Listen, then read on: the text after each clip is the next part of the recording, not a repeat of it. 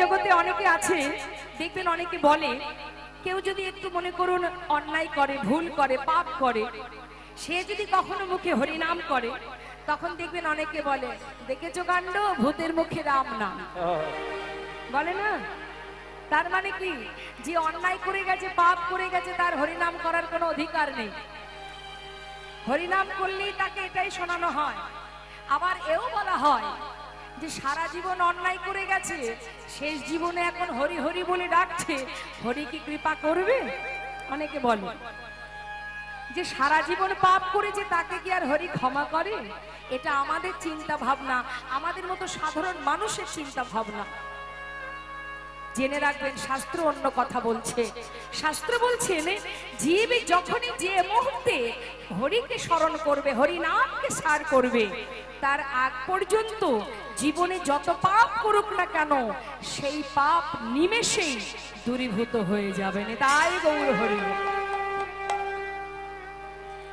কিন্তু আপনি যদি মনে করেন আমি সারা জীবন অন্যায় করব, জীবনের শেষের দিনে গিয়ে হরিকে স্মরণ করব, ইচ্ছাকৃত করা একরকম। আমি ইচ্ছাকৃত অন্যায় করছি, জেনে বুঝি অন্যায় করাটা তো মহাপাপ।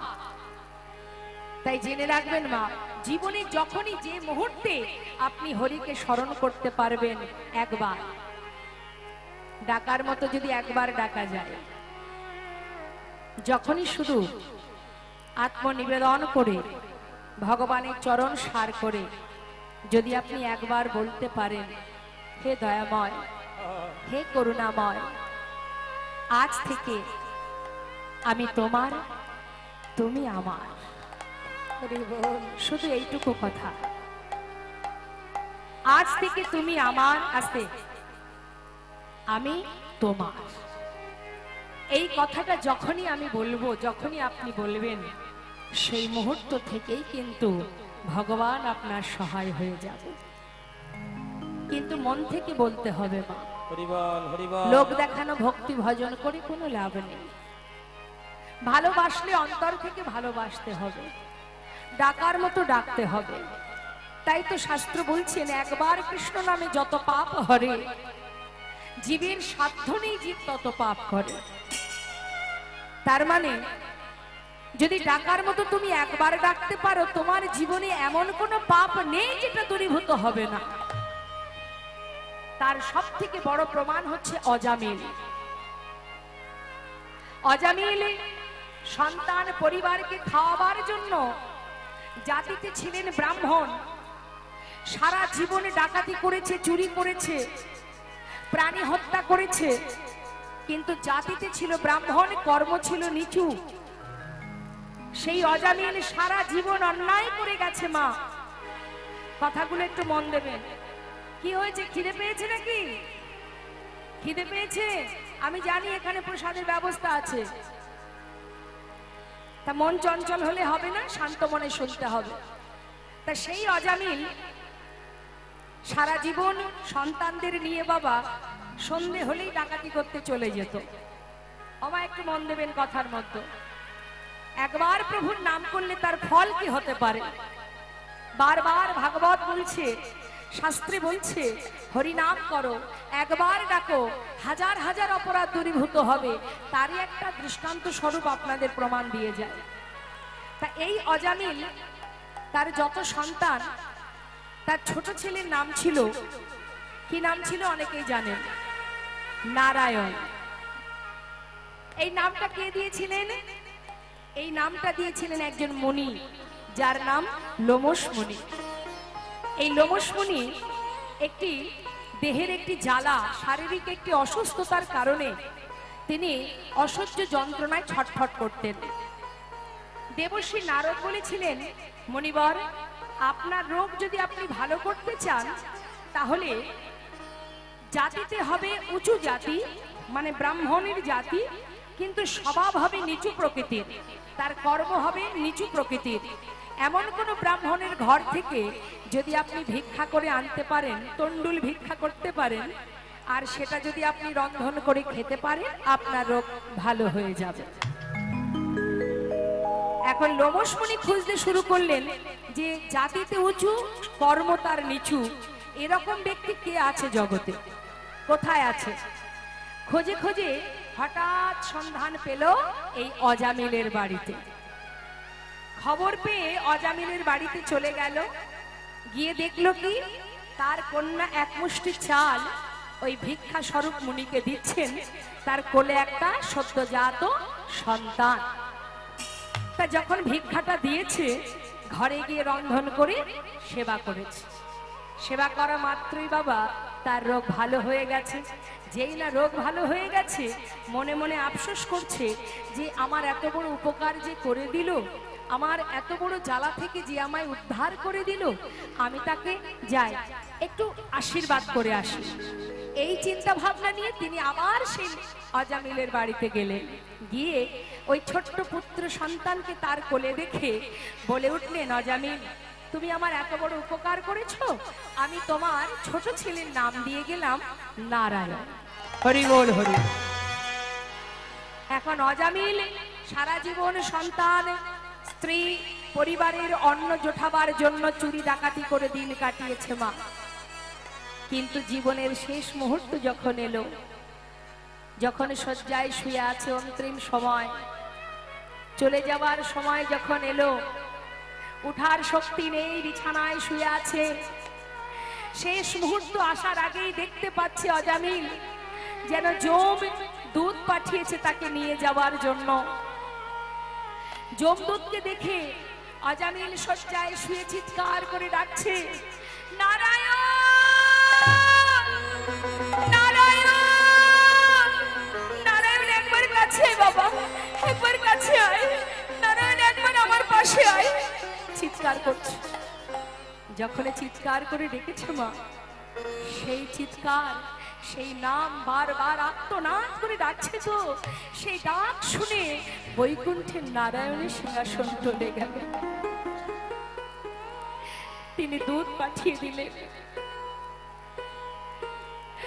দুধ পাঠিয়ে দিয়েছে, এসে দেখছে যমদূত দাঁড়িয়ে আছে। কেন আছো তোমরা? ওকে নিয়ে যাব বলে এসেছি। ও তো যাবে না তোমাদের সঙ্গে। কেন যাবে না? সারা জীবন শুধু অন্যায় করে গেছে, পাপ কাজ করেছে। যে জাতিতে ব্রাহ্মণ, তার কর্ম এত নিচু প্রকৃতির, পাপে পরিপূর্ণ হয়ে গেছে। তাই যমরাজ আমাদের পাঠিয়েছে ওকে নিয়ে যাওয়ার জন্য। না, তোমরা ওকে নিয়ে যেতে পারবে না। ওকে নিয়ে যাওয়ার জন্য আমরা এসেছি। শুনতে পাচ্ছ না বারবার মুখে কার নাম করছে? হ্যাঁ, শুনতে পাচ্ছি তো। ও তো ওর ছেলের নাম ধরে ডাকছে। ও তো সেই ভগবানের নাম ধরে ডাকছে না, ওর ছোট ছেলের নাম নারায়ণ, সেই নাম ধরে ডাকছে। বলছে, দেখো, যাকেই ডাকুক না কেন, যাকেই ডাকুক না কেন, যে নামটা মুখে উচ্চারণ করছে, সেই নাম, সেই শব্দটি, সে তো বৈকুণ্ঠের নারায়ণ।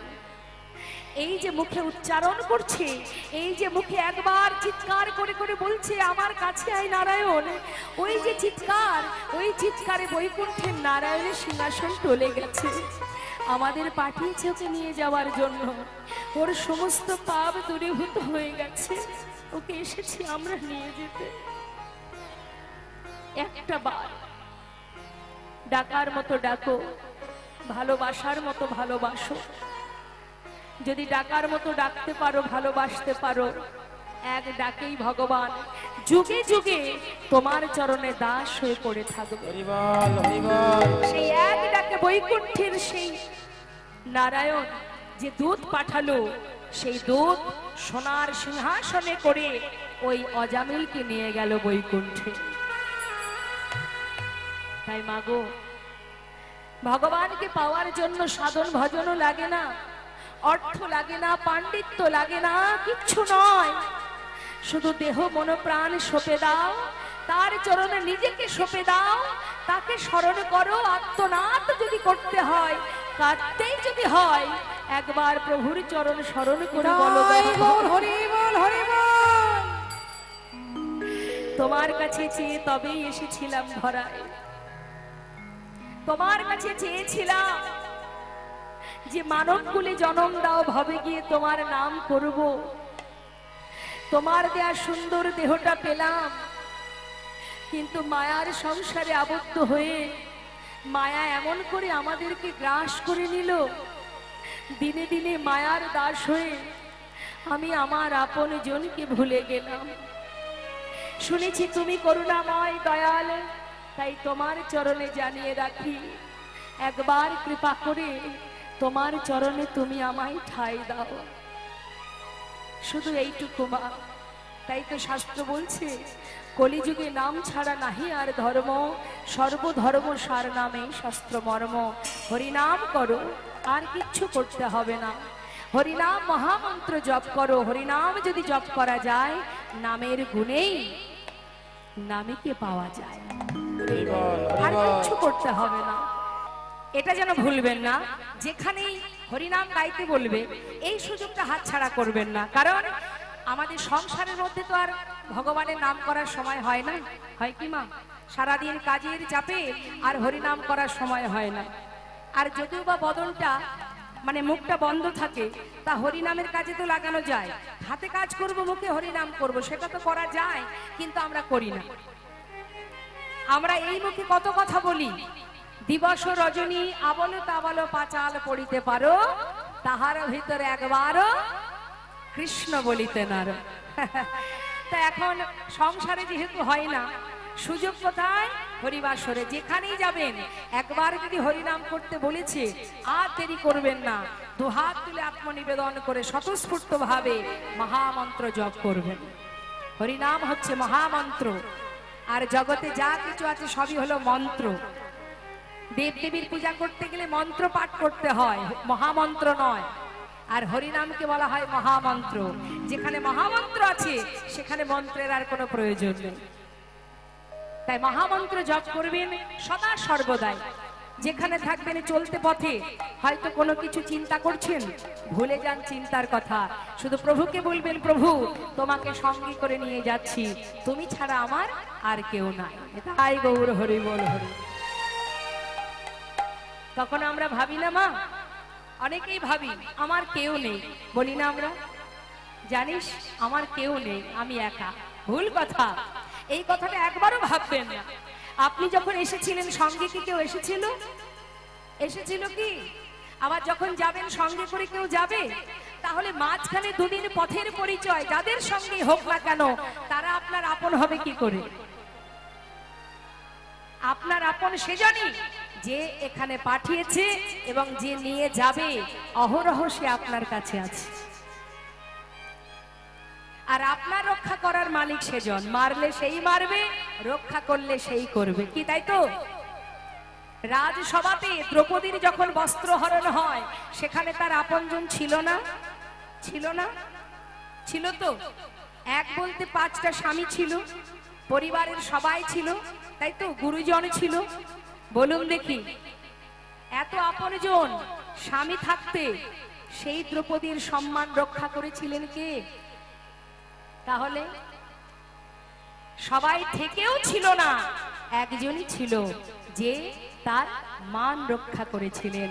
অর্থাৎ সব সময় মাথায় রাখবেন, আমার কেউ নেই, আমার কেউ নেই, এটা ভাববেন না। আপনার কাছে একজনই আছে। সবাই আপনাকে ছেড়ে চলে গেলেও একজন আপনাকে ছেড়ে কোথাও যাবে না, যে আপনার খোদায় দুটো অন্ন দেয়, যে আপনার চলার পথে আপনার পরনের বসন দেয়, আপনার শরীরের যত কিছু যা কিছু প্রয়োজন সবকিছু তিনিই যোগান। তাই আমরা পাই, তাই পাই, তিনি দিচ্ছেন তাই পাচ্ছি। এই যে শ্বাস প্রশ্বাস চলছে, ভালো করে শুনুন, যে অক্সিজেন আমরা নিচ্ছি মা, প্রকৃতি থেকে যে অক্সিজেন পাচ্ছি তার জন্য পয়সা দিতে হয়? দিতে হয় না তো। হসপিটালে গিয়ে একবার অক্সিজেন দেখবেন তো ফ্রি পান কিনা। যখন এই অক্সিজেন আর নিতে পারবেন না, হসপিটালে গিয়ে অক্সিজেনটা পয়সা দিয়ে কিনতে হবে। একবার ভেবে দেখুন ভগবান কি দেননি আমাদের। প্রকৃতি থেকে যে অক্সিজেন পাচ্ছি, যিনি দিয়েছেন ভগবান, সে তো 1 পয়সাও লাগে না সেটা পেতে। সেটা যতক্ষণ তিনি দেবেন ততক্ষণ আমি নিতে পারবো। যেদিন আর তিনি দেবেন না, সেদিন এই দেহ আর নিতে পারবেন। খোদায় অন্ন তিনিই দেন, পিপাসায় জল তিনিই দেন।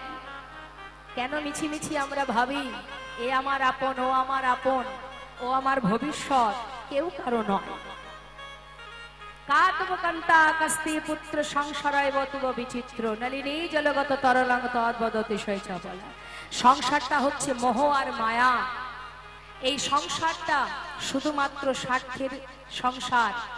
এখানে যত সময় আপনি কর্ম করবেন তত সময় আপনার ভালোবাসা পাবেন, কিন্তু কর্ম যেদিন করতে পারবেন না সেদিন আর ভালোবাসা পাবেন না।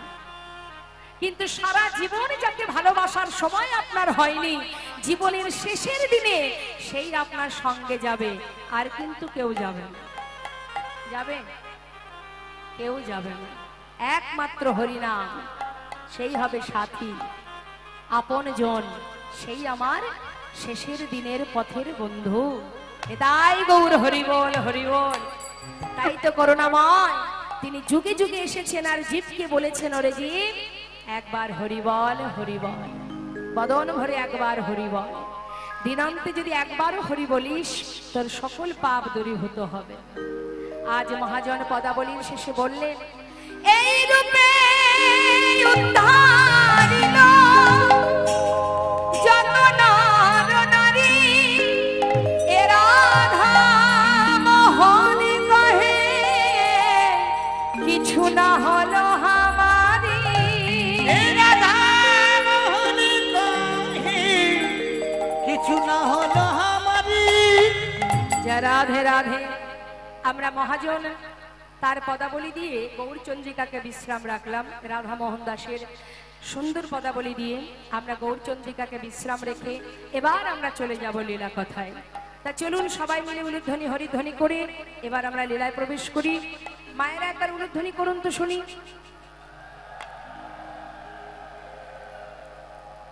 বাহ! তাহলে যখনই হরিধ্বনি হবে দুবাহু তুলে মায়েরা উলুধ্বনি, আর দুটি বাহু তুলে বাবারা জয়ধ্বনি। কেমন? ভুল হয় না জানো? প্রতিটা বারই দুহাত তুলে হরিধ্বনি জয়ধ্বনি।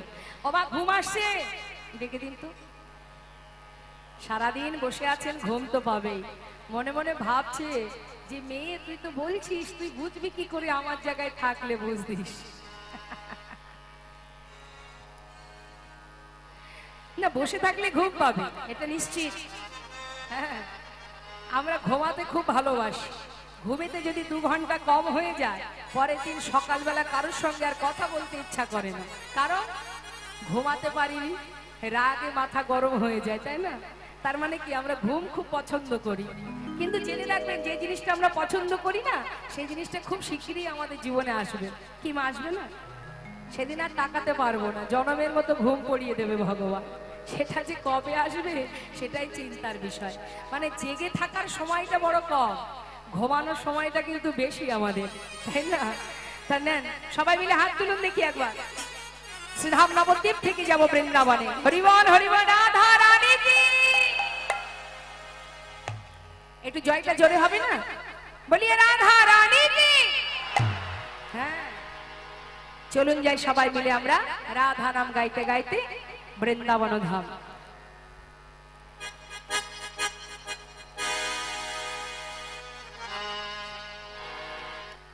শ্রীধাম বৃন্দাবনে রাজাকে মা, বৃন্দাবনে রাজাকে কে? রাজা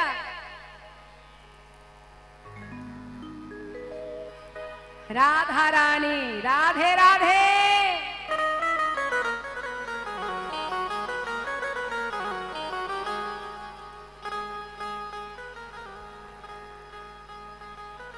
जय राधे। बृंदावन धाम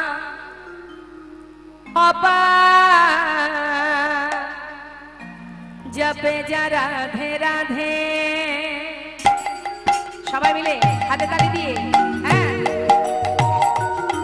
বৃন্দাবন ধাম অপার জপে যা রাধে রাধে। বৃন্দাবন ধাম অপার জপে যা রাধে রাধে। এই যে সবাই মিলে হাতে তালি দিয়ে, হ্যাঁ হাতে তালি দিয়ে কিন্তু সবাই মিলে গাইবে। जपे जा राधे राधे भजे जा राधे राधे जपे जा राधे राधे भजे जा राधे राधे राधे अलबेली राधे अलबेली सरकार जपे जा राधे राधे राधे अलबेली सरकार जो पेजा राधे राधे वृंदावन धाम अपार जपे जा राधे राधे वृंदावन धाम अपार जपे जा राधे राधे जपे जा राधे राधे भजे जा राधे राधे जपे जा राधे राधे भजे जा राधे राधे राधे अलबेली सरकार जपे जा राधे राधे ओ राधे अलबेली सरकार जो पेजा राधे राधे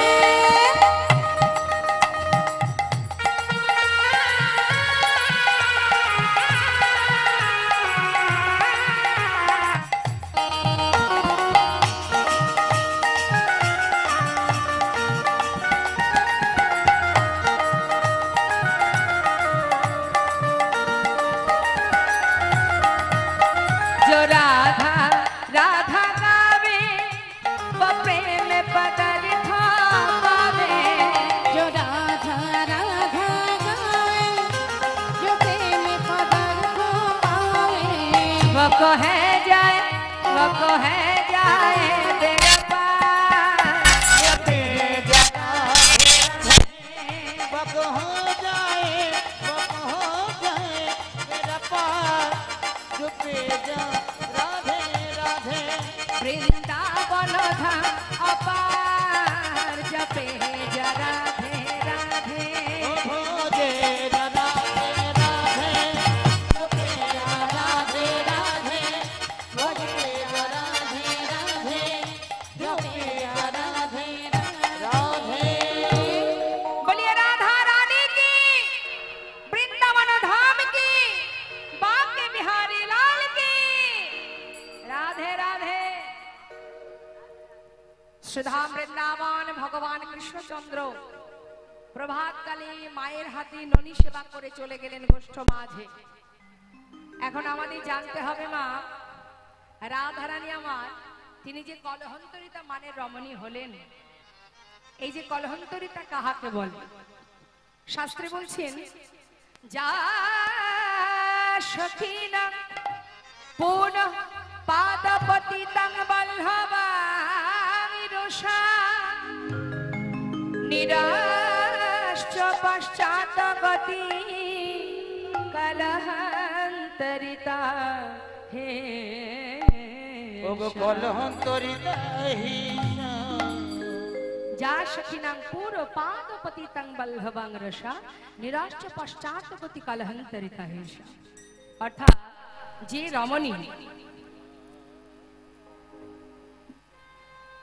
রমণী মানে ক্ষোভে অভিমানে রোষকোট বাক্য দ্বারা তার বল্লভকে বিতাড়িত করতে পারে এবং তারপরে যে শোক যে যন্ত্রণা নিজে সহ্য করতে পারে, সেই তো কলহন্তরিতা মানে রমণী। কলহন্তরিতা কলহন অন্তে মিলন, কলহের পরে দ্বন্দ্ব হলো, ঝগড়া হলো, অবশেষে যে মিলন, কলহ অন্তে মিলন, তাই কলহন্তরিতা। তা আজ কলহটা কি সেটা আমরা জানবো, তারপরে আমরা রাধা গোবিন্দের মিলন দর্শন করব। তারপরে আগামীকাল আবার 9টা থেকে 12টার মধ্যে সূর্য পূজা আছে। সকল ভক্তের কাছে নিবেদন সবাই আসবেন। পূজায় যা যা লাগে যদি মনস্কামনা থাকে সূর্যদেবের কাছে ভগবানের কাছে কামনা করতেই পারেন।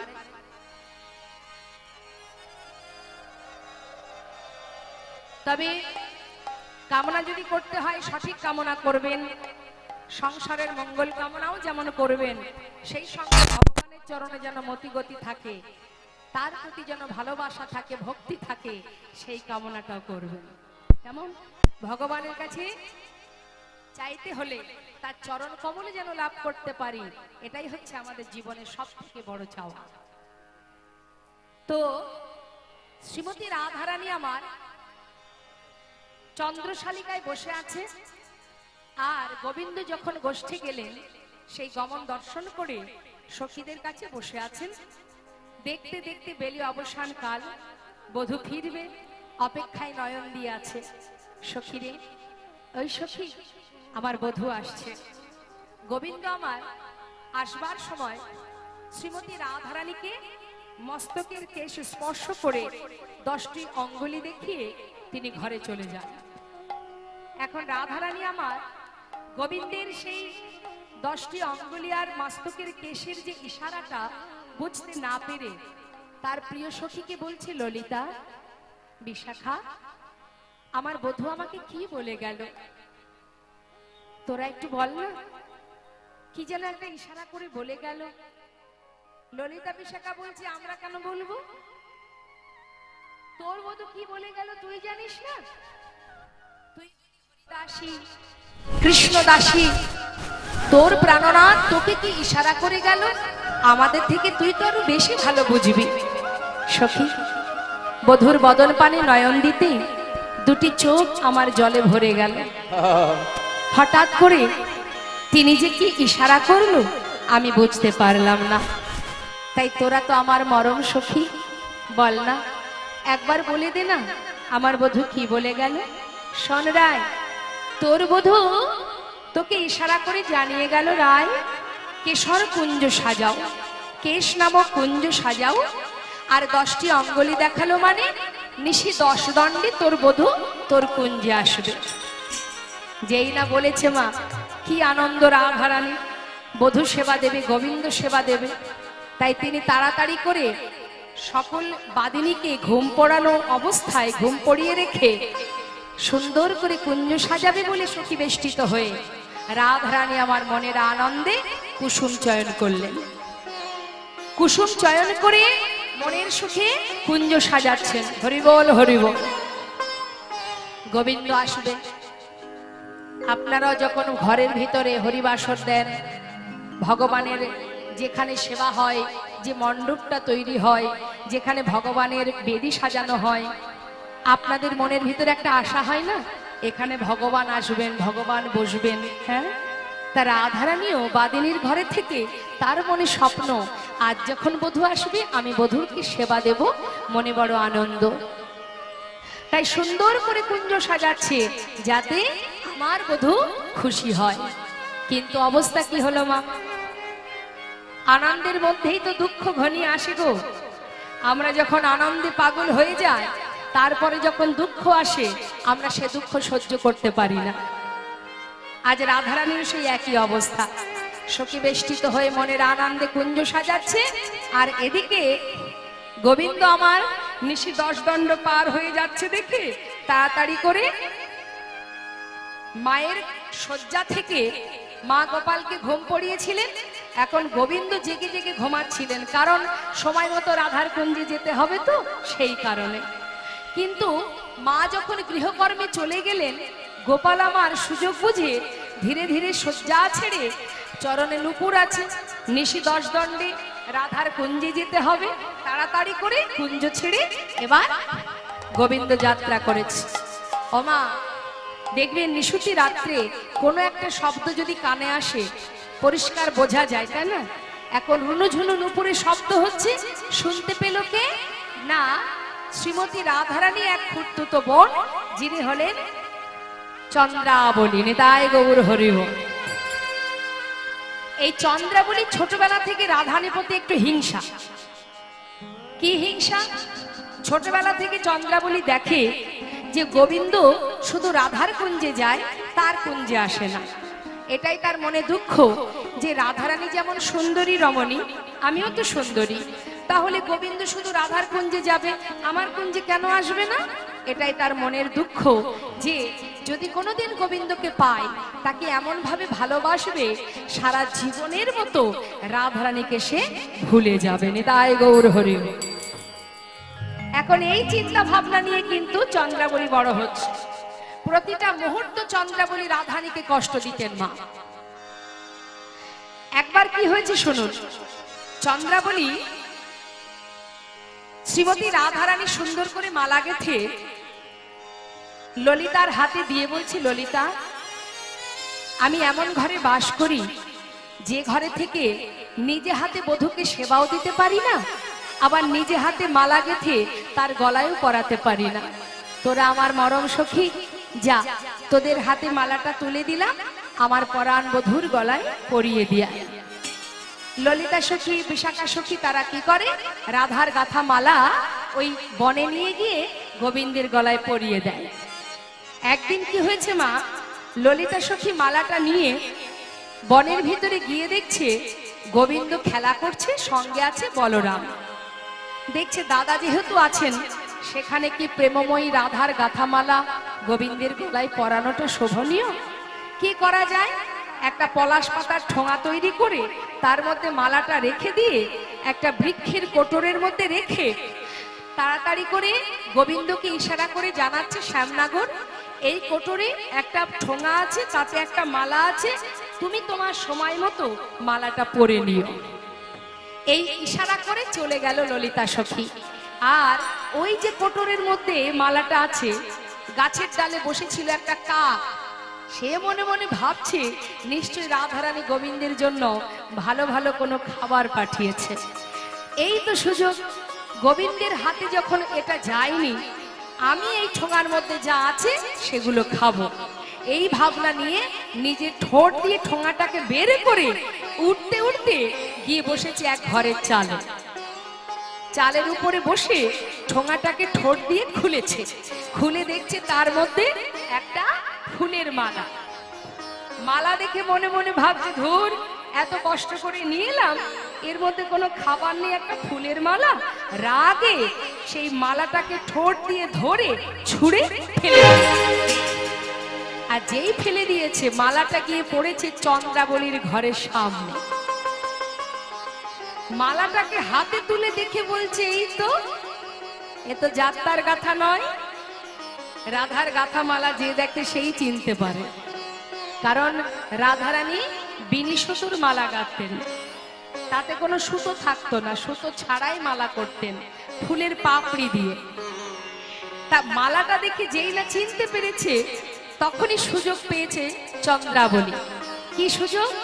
রাধে, আজ এই মালাটি গলায় পরে তোকে দেখাবো আর তোকে বুঝিয়ে দেব, মালা তুই একা গাঁথতে জানিস না, আমিও গাঁথতে জানি। কি করেছে? মালাটা গলায় পরে মা ঠিক রাধারানী যমুনায় জল নিতে আসবে, ওই যমুনার ঘাটে গিয়ে চন্দ্রা সখী দাঁড়িয়ে আছে। এদিকে রাধারানী সখী বেষ্টিত হয়ে বেলি অবসান কালে যমুনায় জল নিতে এলো। এসে দেখছে কি তার গাথা মালা চন্দ্রাবলীর কণ্ঠে। বোঝাতে গেল আরা, বুঝলো আরা। রাধারানী কি বুঝলো? দেখেছিস সখী, কত কষ্ট করে বাদিনীকে আড়াল করে সবার চোখের ফাঁকি দিয়ে আমার পরাণ বধূর জন্য এই মালা আমি গাঁথি, আর আমার বধূ আমার এই মালাটি নিজে না পরে ওই চন্দ্রার গলায় পরিয়ে দিয়েছে। হয়ে গেল অভিমান। এইভাবে পদে পদে চন্দ্রাবলী রাধারানীকে কষ্ট দিতেন। আজকেও সেই একই অবস্থা। গোবিন্দ আমার নিশি 10 দণ্ডে রাধার কুঞ্জে যাবে, রুনুঝুনু নুপুরের শব্দ। চন্দ্রাবলী বলে উঠলেন, পদ্মা, প্রিয় সখীকে ডাকছে, এদিকে আয়। প্রিয় বান্ধবী থাকে না মা, পদ্মা হচ্ছে চন্দ্রার প্রিয় বান্ধবী, এদিকে আয়। ওই দেখ, কে যেন আসছে, রুনুঝুনু নুপুরের শব্দ, জানি না কে, তবে যদি আমার বধূ হয় তার হাতটি ধরে আমার কাছে নিয়ে আসবে। হরি বল, হরি বল। পদ্মা সখী পথের ধারে বসে আছে, এদিকে গোবিন্দ আমার তাড়াতাড়ি করে ছুটছে। হঠাৎ পদ্মা সখী দূর থেকে দেখে দুবাহু প্রসার করে দাঁড় করালেন, দাঁড়াও শ্যামনাগর। গোবিন্দ দেখছে এ তো আর কেউ নয়, চন্দ্রার সখী পদ্মা। বলছে, পদ্মা, তুমি পথের মাঝখানে এত রাত্রি কি করছো? আরে আমি আর কি করব? আমার অনুমতি হয়েছে তাই আমি এখানে দাঁড়িয়ে আছি। অনুমতি কে করেছে? কে কি বলেছে তোমায়?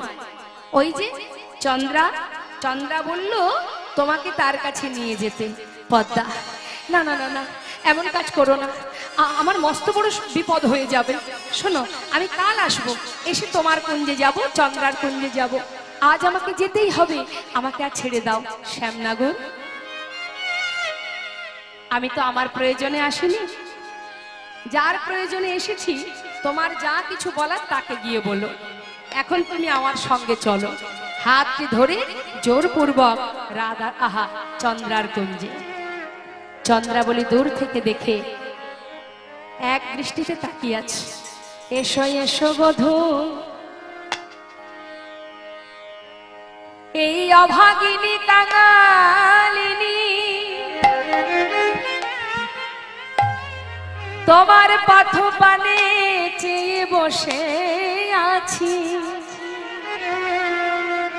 এসো এসো আমার পরাণ বধূ, আমার প্রাণনা বধূ, এই পথে নীতি তুমি করো গতাগতি, নুপুরের ধ্বনি শুনি। ওহে পরাণ বধূ হে,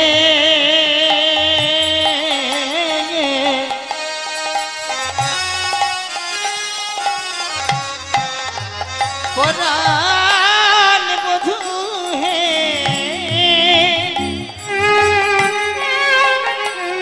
বধূ হে, বধূ হে, বলো এই পথে নীতি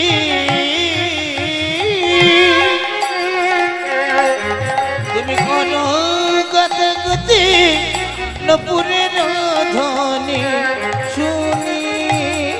রাধা শোনেবা আমাকে নৈরাশ, আমি বঞ্চি একা কেনে।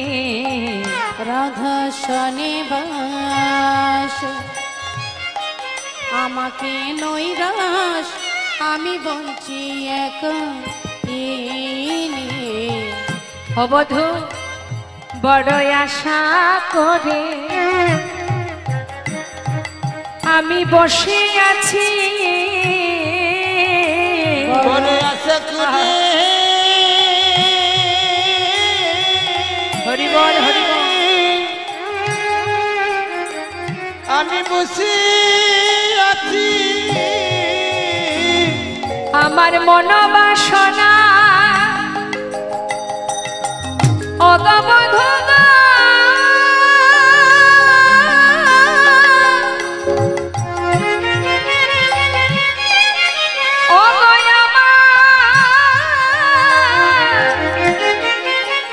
আমার পরাণ বধূ বড় আশা করে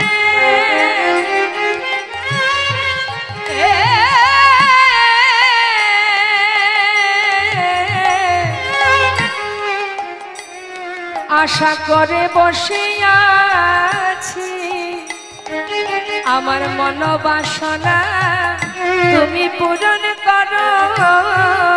বড় আশা নিয়ে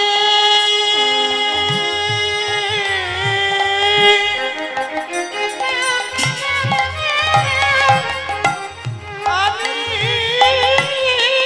বসে আছি।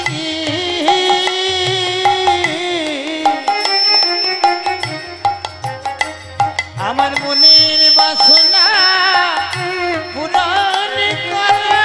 আমি আর কিছু বুঝু চাই না গো, আমার মনোবাসনা পূরণ করো, অগয়ার কিছু চাই না গো, মনোবাসনা পূরণ করো। আমি আর তো কিছু চাই না প্রভু।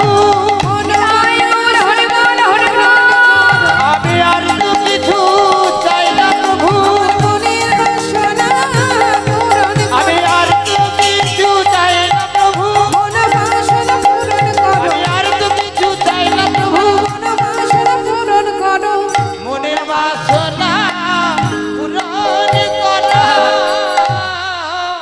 পূরণ করো। বহুদিনের বাসনা তোমায় সেবা দেব, বহুদিনের আশা আমার। আজকে রজনী তোমায় যখন পেয়েছি আর তোমায় ছাড়ব না। চন্দ্রা, আজ যে আমি কথা দিয়েছি তাকে আমাকে যেতেই হবে। আমি কাল আসি। আহা অবধূ, পথে যেতে যেতে কোনো কাঙাল যদি দামি কোনো বস্তু পায়, সে কি ফেলে রেখে চলে যায়? তুমি আমার কাছে সেই মূল্যবান ধন। আমার মতো কাঙালিনী তোমায় পেয়েছি, আজ আমি আর তোমায় ছাড়ব না। বধূ, সবাই বলে তুমি নাকি রাধানাথ। শুধু একটা কথার উত্তর দাও বধূ, শুধুই কি তুমি রাধারই নাথ, আর কি কারণ? বধূ গো, বহুদিনের স্বাদ আমি তোমায় সেবা দেব। দেখুন মা, ভগবানকে ভক্তি ভরে যদি কেউ সেবা দেয়, সে যদি সঠিক সেবা নাও জানে, যদি ভুল সেবাও দেয়, তথাপিও কিন্তু ভগবান তার কাছে বাধা পড়ে যায়। কেন বলুন তো? তার ভিতরে যে প্রেম আছে, শুদ্ধ ভক্তি আছে, ওই ভক্তি রজ্জু দিয়েই কিন্তু সে বাধা পড়ে। সেবা তার বিপরীত হতেই পারে, ভুল সেবা হতে পারে, কিন্তু ভক্তি তো আর ভুল হতে পারে না। ভগবান চন্দ্রাবলীর কাছে বাধা পড়ে গেল, কারণ তিনি সবকিছু সহ্য করতে পারেন, ভক্তির চোখের জল সইতে পারেন না। চন্দ্রাবলী যখন গোবিন্দের হাত ধরে কাঁদছে, গোবিন্দ ধরা পড়ে গেছে, আর পারছে না সেখান থেকে সরে যেতে। সারা রাত চন্দ্রাবলী সেবা দিচ্ছে, কিন্তু যাকে কথা দিয়েছে, যে কিনা বাদিনীকে আড়াল করে সকলের ভয় ভীত হয়ে কষ্ট করে কুসুম চয়ন করে সুন্দর করে কুঞ্জ সাজিয়েছিল, তার দশা কি হবে? সে তো প্রভাত হওয়ার আগেই তাকে কুঞ্জে ফিরে যেতে হবে। এই অল্প সময়ের মধ্যে গোবিন্দ সেবা থেকে সে বঞ্চিত হয়ে গেল। দেখতে দেখতে নিশি 10 দণ্ড পার হয়ে প্রভাত হতে চলল। রাধারানী কেঁদে উঠলেন, ললিতা তোরা কি শুনলি বল দেখি। তোরা যে বললি বধূ কুঞ্জে আসবে, কই সে তো এলো না। সখী রে, বল না সখী, এইভাবে গোবিন্দ সেবা থেকে আমি কেন বঞ্চিত হলাম? বলতে পারিস ললিতা? ওই বাদিনীকে আড়াল করে যার সেবা দেব বলে এলাম, কেন আজ তার জন্য আমায় কাঁদতে হচ্ছে সখী? নিশি 10 দণ্ড পার হয়ে গেছে রে। যার জন্য কুঞ্জ সাজিয়েছি সে যখন আসবে না, কার জন্য কুঞ্জ সাজানো? আমি কিচ্ছু চাই না। রাধারানী মনের দুঃখে মনের কষ্টে সমস্ত ফুলমালা ডালা ছিঁড়ে নিয়ে আবার যমুনার ঘাটে গিয়ে যমুনার জলে ভাসিয়ে দিয়ে যেই না পিছন ফিরে চলে যাচ্ছে, এমন সময় যমুনা বলে উঠলেন, রাধে, যে ফুলমালা ডালা তুমি আমার বক্ষে ফেলেছো, এ তো আমি নিতে পারবো না। ঢেউয়ের ছলায় আবার তুলে দিলেন তীরে, দিয়ে বললেন, শোনো রাধে, তুমি যার সেবায় লাগার জন্য সাজিয়েছিলে কুঞ্জ, তার সেবায় যখন লাগেনি, এই ফুলমালা ডালা আমি গ্রহণ করতে পারবো না। কারণ যেটা প্রভুর সেবায় লাগেনি, সেগুলো নিয়ে আমি কি করব? এখান থেকে একটা জিনিস আমাদের শিক্ষা হয় মা, যে ভগবান যেটা গ্রহণ করে না, ভক্ত কিন্তু সেটা গ্রহণ করেন না।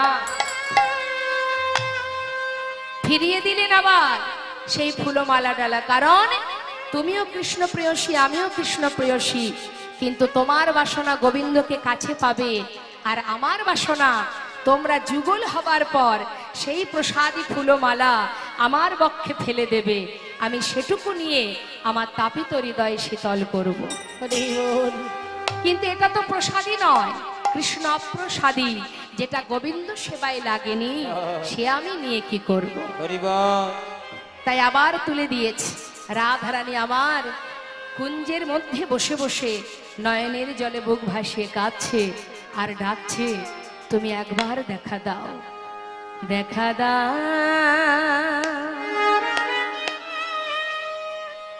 ওহে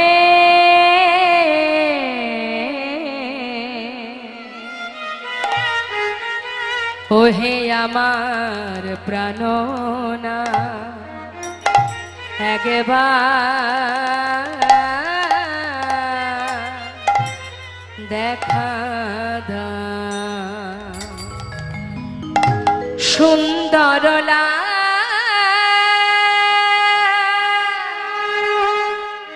যশোদা দুলা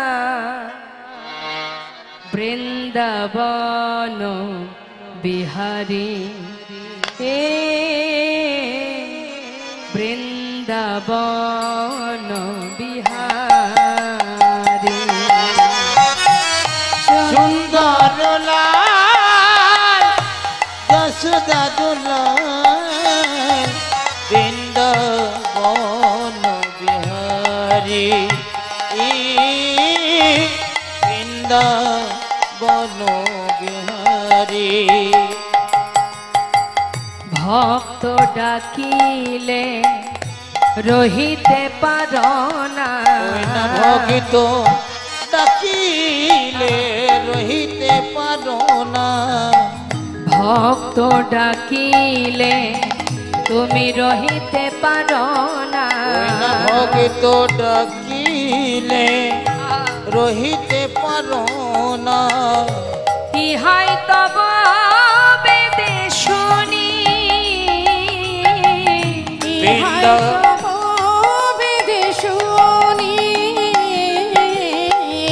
বৃন্দাবন বিহারী বৃন্দাবন বিহারী একবার আসিয়া দেখা দাও হরি প্রাণ গোবিন্দ একবার আসিয়া দেখা দাও হরি প্রাণ গোবিন্দ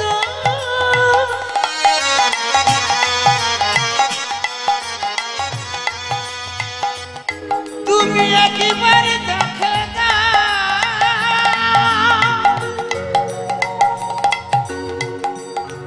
ওহে আমার প্রাণ গোবিন্দ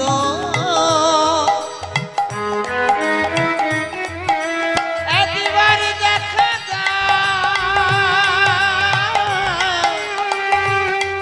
প্রাণ গোবিন্দ একবার আসিয়া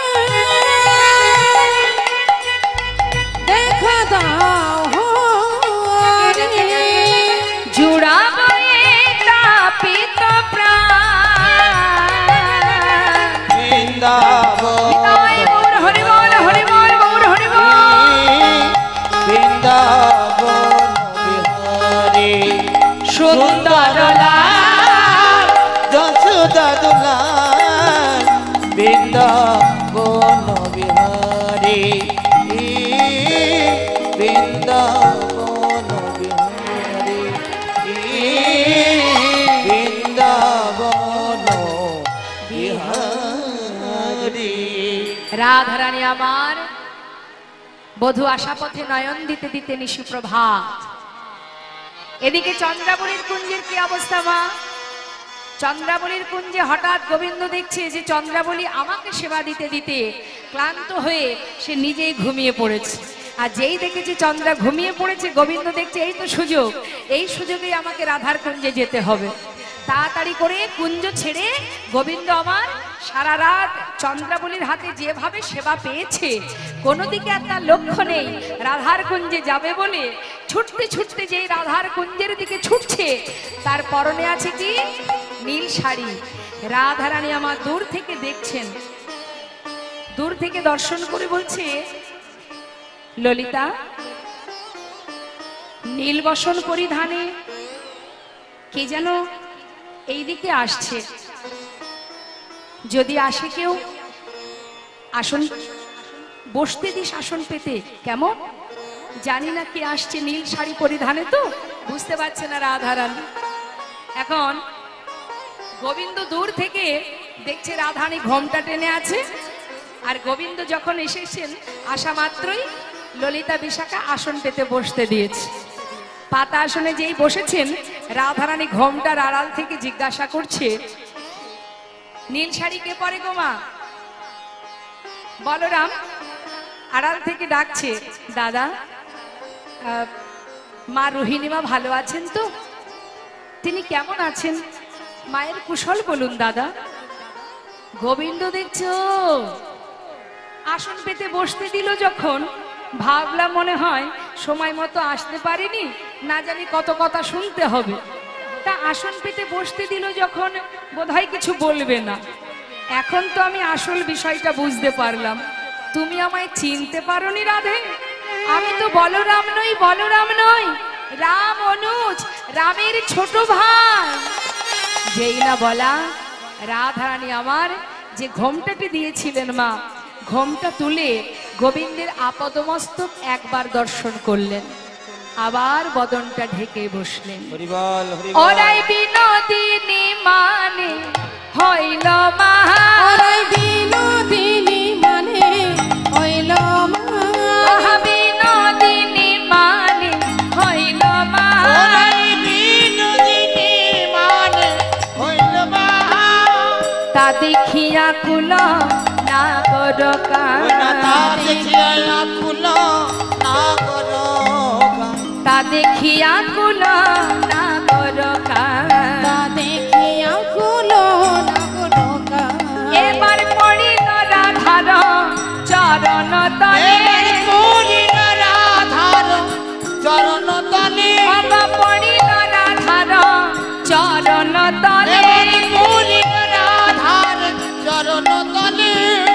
ভাসাল ধরণী নয়নের জল, ভাসাল ধরণী নয়নের জলে, ভাসাল ধরণী নয়নের জল, আশালো ধরণী নয়নের জলে, ভাসাইয়ে দিল গো, ভাসাইয়ে দিল গো, ভাসাইয়ে দিল গো, ভাসাইয়ে দিল গো, নয়নের জলে চরণ ভাসাইয়ে দিল গো, নয়নের জলে চরণ ভাসাইয়ে দিল গো, নয়নের জলে চরণ ক্ষমা করো, ক্ষমা করো, ভাসাইয়ে দিল চরণ, ক্ষমা করো, ক্ষমা করো, নয়নেরই জলে চরণ, ক্ষমা করো, ক্ষমা করো, ভাসাইয়ে দিল গো, ভাসাইয়ে দিল গো। ভাসাইয়ে দিল গো। চরণ ধরে কাঁদতে শুরু করলেন মা। কারণটা কি? রাধারানী যে ঘোমটা টেনেছেন, জয় রাধে, শ্রীমতী রাধারানী যে বদন ঢেকে আছেন মা, কি জন্য? চন্দ্রাবলীর কুঞ্জে গিয়েছিল, সেই কারণে রাধারানী মান করেছে, কি মনে হয়? আদৌ না, সেটাই কারণ নয়। রাধারানী আজ মান করেছে কেন না, তার মনে একটাই দুঃখ, চন্দ্রারে যদি তুই আমার বধূকে সেবাই দিবি, তাকে যদি ভালোই বাসবি, একবার আমার কাছে এসে বললি না কেন? একবার যদি এসে তুই আমায় বলতিস, আমি নিজে হাতে আমার বধূর হাতটি ধরে তোর কুঞ্জে পৌঁছে দিতাম। বধূ গো, সে তো জানে না কেমন করে সেবা দিতে হয়। এতদিন ভেবেছিলাম আমি মনে হয় বধূকে বেশি ভালোবাসি, কিন্তু আজ আমি বুঝলাম বধূ, হে জগতে যেই তোমাকে ডাকে তুমি তারই হয়ে যাও। আজ আমি বুঝেছি বধূ, আমার থেকেও এই বৃন্দাবনে এমন কেউ আছে যে আমার থেকেও তোমাকে বেশি ভালোবাসে। কিন্তু বধূ গো, তুমি একটি বার কেন বললে না তুমি চন্দ্রার কুঞ্জে যাবে? আমি নিজে চন্দ্রার কাছে গিয়ে ওর হাতে ধরে পায়ে ধরে শিখিয়ে দিতাম যে কেমন করে গোবিন্দ সেবা দিতে হয়। আমি শিখিয়ে দিতাম যে অঙ্গে চন্দনে দিতে আমার দুটি হাতে থরহরি কাঁপে, সেই অঙ্গখানি আজ কত বিক্ষতের চিহ্ন। বধূ, আমি দেখতে পাচ্ছি না, আমি দেখতে পাচ্ছি না। তোমার কি অবস্থা? কে করলো তোমার এমন দশা? রাধারানী বদনটা ঢেকে আছে, আর মুখ তুলতে পারছে না। আর গোবিন্দ চরণটা ধরে বলছে, রাই তুমি ছাড়া কে বুঝবে আমায়? তুমি একটি বার বোঝো, আমি যে বাধা পড়ে গেছি, কি করব বলো? কেউ যদি আমাকে ডাকে আমি দূরে থাকবো কি করে? রাধে, আর কেউ বুঝুক বা না বুঝুক, তুমি তো আমাকে বোঝো। ক্ষমা করো রাধে, তুমি ছাড়া যে আমার আর কেউ নেই, আমার ক্ষমা করো। শ্রীমতী রাধারানী আর মুখ তুলতে পারছে না, ওই বদন আর দেখতে পাচ্ছে না। গোবিন্দ মাথার চূড়ার গলার বনফুলের মালা রাধারানী চরণ দিয়েছে। রাধে, এই দেখো আমার মস্তকের চূড়া গলার বনফুলের মালা তোমার চরণে সঁপে দিলাম, এবার আমায় ক্ষমা করো। আমি মানছি আমি অপরাধ করেছি, তাহলে তুমি আমায় সাজা দাও। তুমি যে সাজা দেবে আমি মাথা পেতে নেব। রাধারানী কোনো উত্তর করছে না মা। ওই যে মাথাটা নিচু করেছে, আর বদন তুলতে পারছে না। আর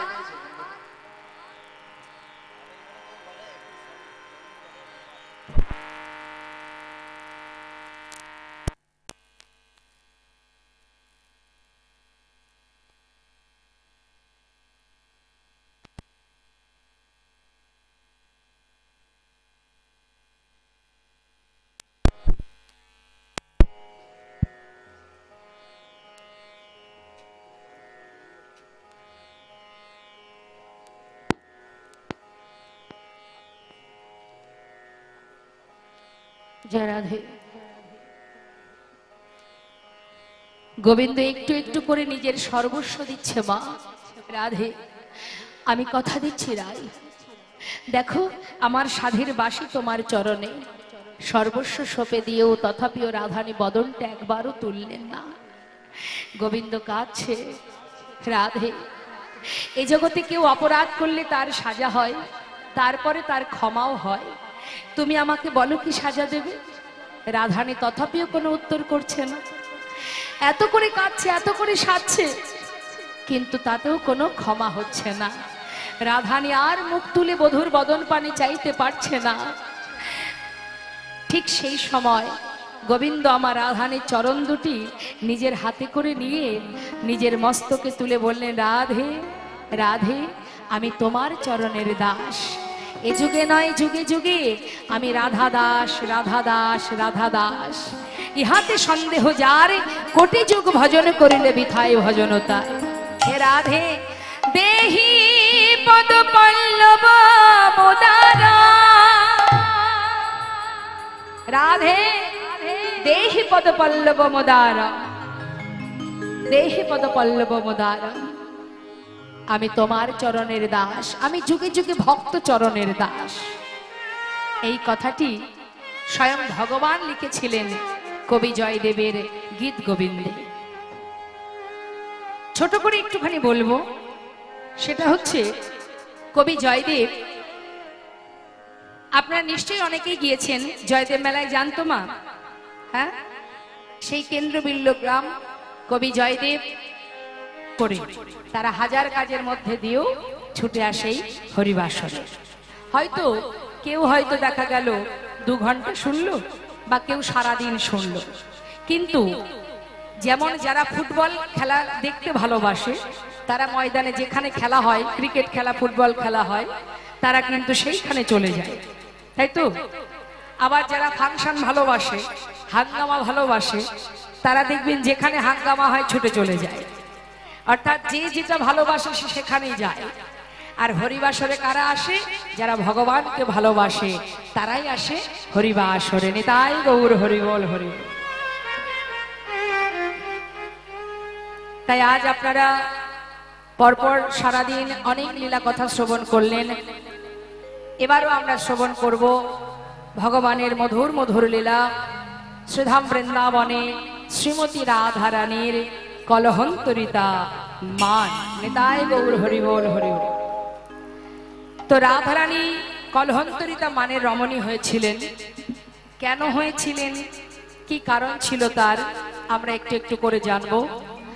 আসুন, তার আগে সবাই চলে যাব আমরা শ্রীধাম নবদ্বীপ ধামে। কেন যাব না, নবদ্বীপে না গেলে আমরা জানতে পারবো না যে গৌরহরি কিভাবে সেই বৃন্দাবনের সেই রাধা রানীর মান ও বিরহের কথা প্রকাশ করেছিলেন। আসুন আমরা সবাই চলে যাব নবদ্বীপ ধামে। কে কে গেছেন নবদ্বীপে, যদি একবার দেখান হাত তুলে।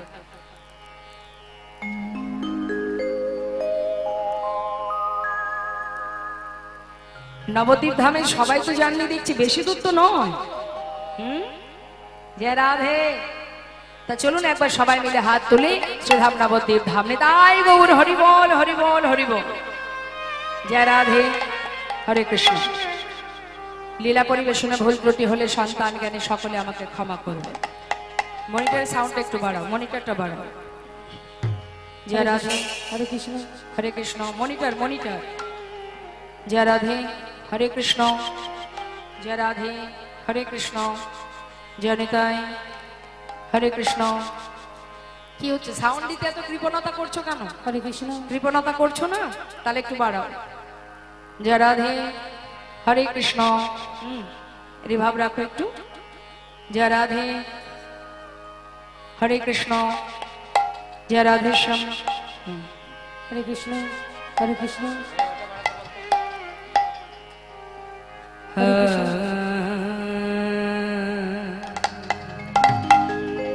জয় রাধে।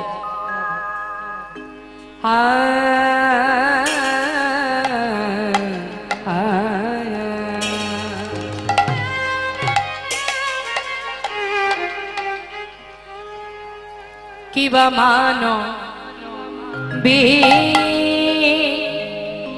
মানবী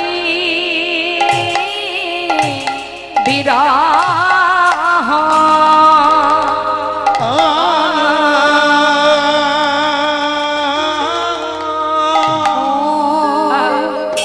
ও হে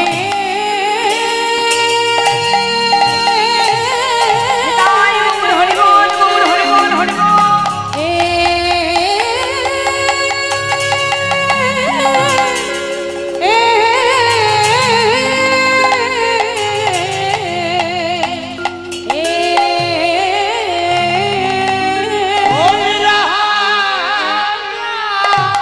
দেখো দেখো যাই রে ভাবে,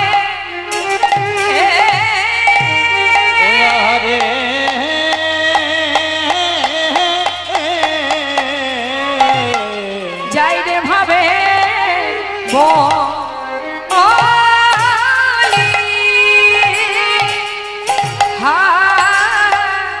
রি যা আহা রে মন বি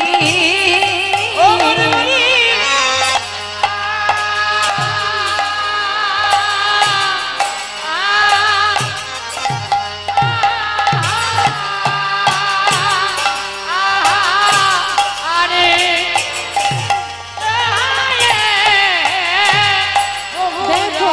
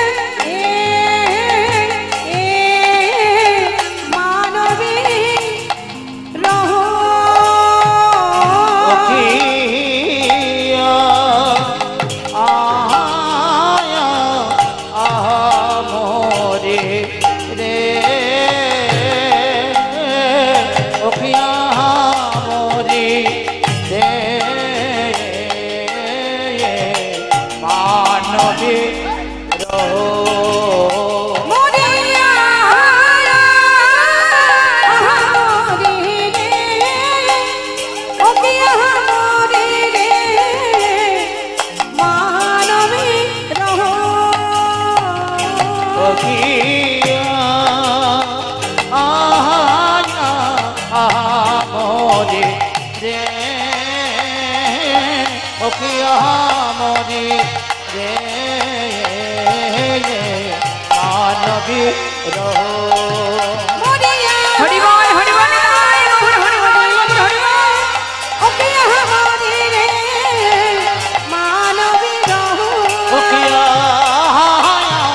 রে ওকিয়া মরে মানবী রহ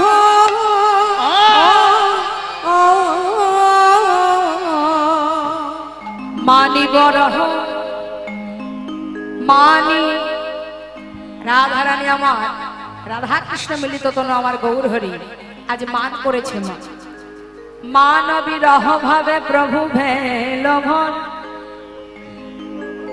আহায় রাঙা নয়নে বহে তপত হিল আহা মান বিরহ ভাবে প্রভু ভেলভন করুণাময় আমার গৌর সুন্দর ভাবনিধি গৌর হরি আজ মান বিরহ ভাবে বিভোর হয়েছেন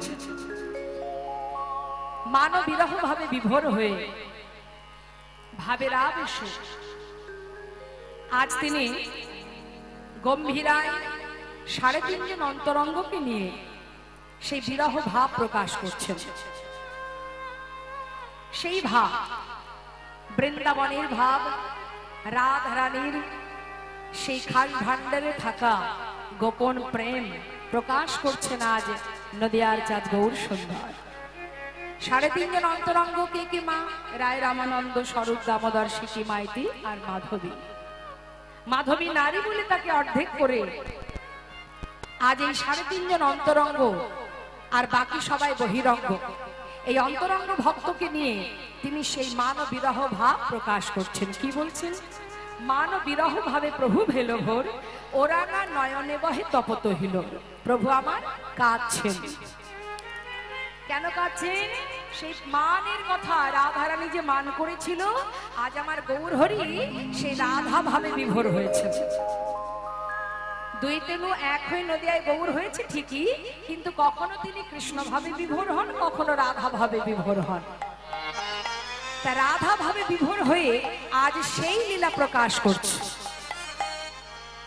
যে এ আমি কি করলাম আমি আমার বল্লভকে বিতাড়িত করলাম যেই না সেই ভাব প্রকাশ করছে তখন তার অন্তরঙ্গ ভক্তরা তার পাশে বসে আছে আর মুখের দিকে তাকিয়ে আছে প্রভুর সেই ভাব প্রকাশ করছে তো হা করে দেখছে যে প্রভু কি কি বলে আর ভাবের আবেশে রাধা ভাবে বিভোর হয়ে গৌর হরি বলছেন ধিক আমার বুদ্ধি এ আমি কি করলাম হ্যাঁ অভিমানে হারাইনু কানগুণ নিধি আহা তাই বলছে মহাজন পদাবলিতে বলছে দেখো দেখো ওরাঙা নয়নে বহে তপত হিল আজ প্রভু কাঁদছেন কাদের জন্য কাঁদছেন শুধুমাত্র লীলার জন্য নয় জগৎ জীবকে উদ্ধার করবার জন্য নিজে কাঁদছেন জীবকে কাঁদাচ্ছেন নিজে আচরণ করছেন জীবকে শিক্ষা দিচ্ছেন মহাজন পদাবলিতে লিখছেন দেখো দেখো আজ আমার প্রভু শুধু কাঁদছেন তাই নয়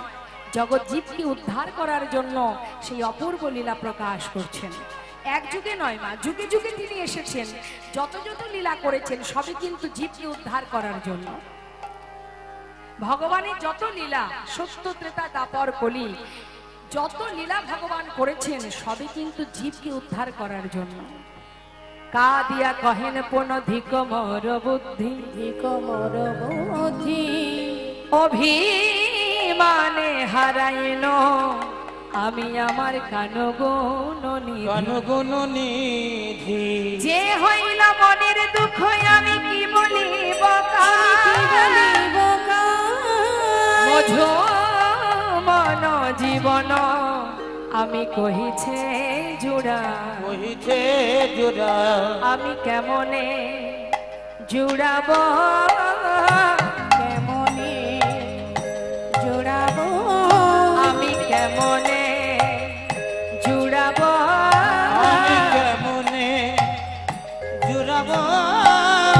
একবার বলো বলো স্বরূপ দামোদর আমি কেমন জুড়াবো। বলো বলো স্বরূপ দামোদর আমি কেমনে জোড়াবো। আমি কোথায় গেলে পাবো গো, আমি কোথায় গেলে পাবো গো। একবার বলে দাও রায় রামানন্দ, কোথায় গেলে তাকে পাবো গো। তুমি বলে দাও রামানন্দ কোথায় বা জোড়াবো। একবার বলে দাও আমি কোথায় গেলে কৃষ্ণ পাবো। তোমরা যদি একবার জানো আমায় বলে দাও। ভাবটা কেন প্রকাশ করছে? রাধারানী কৃষ্ণ হারা হয়ে যেমন ললিতা বিশাখাকে দুঃখ করেছিলেন, সেই ভাব প্রকাশ করছেন। মহাজন বললেন দেখো দেখো আজ আমার প্রভু তিনি কি করছেন, সেই প্রেম, রাধা প্রেম। আহা, প্রেম জলে ডুবো ডুবো, আরে প্রেম জলে ডুবো ডুবো। দেখো দেখো প্রেম জলে ডুবো ডুবো। ও গো আমার গোরা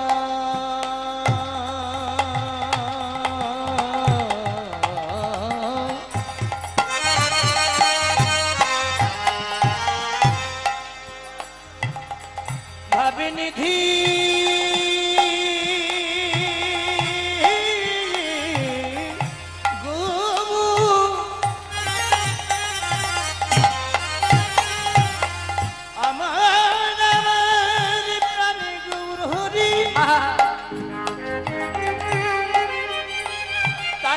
কখন কি যে ভাবি হরিব